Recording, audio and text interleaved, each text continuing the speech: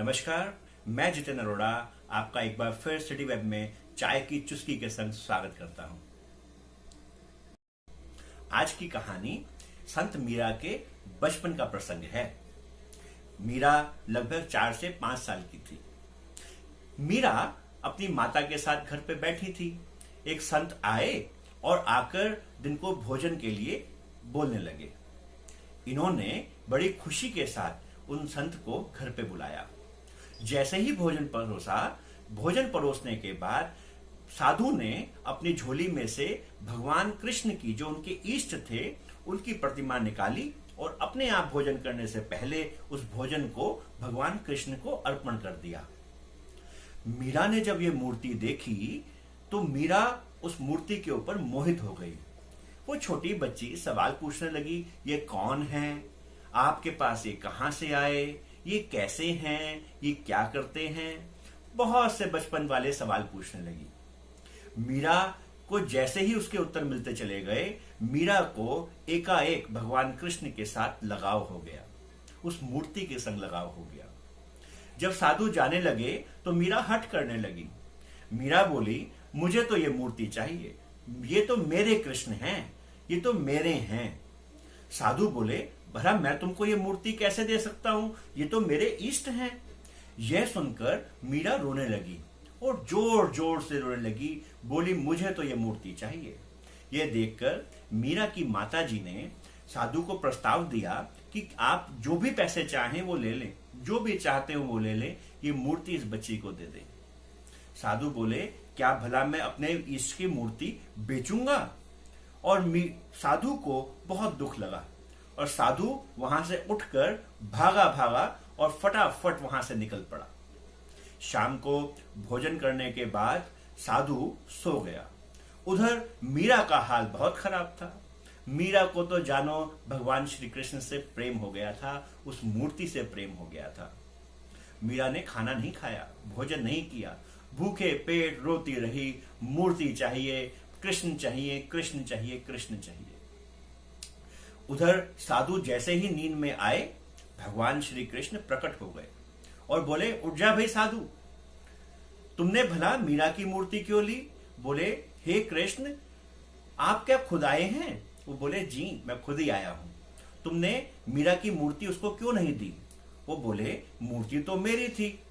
बोले, तुमसे तो मेरा औपचारिक रिश्ता है, मीरा से तो मेरा रिश्ता बहुत गहरा है।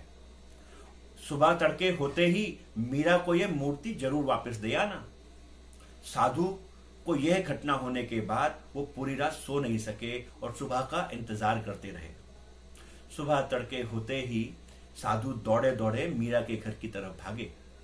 उधर मीरा पूरी रात जागती रही, पूरी रात सिसकियां लेते रही। जैसे ही मीरा ने देखा, खिड़की से देखा कि साधु आ रहे हैं, मीरा चौंक गई। अरे, ये तो वही साधु है जो मूर्ति लेके चले गए थे। जैसे ही साधु ने मीरा को देखा, घर के अंदर दाखिल हुए, घर के अंदर आए, मीरा के चरणों में दंडवत हो गए और मीरा को बोले, मुझे माफ कर दो, ये आपकी मूर्ति है, ये आपकी मूर्ति, आप अपने उससे जल्दी से जल्दी ले लो।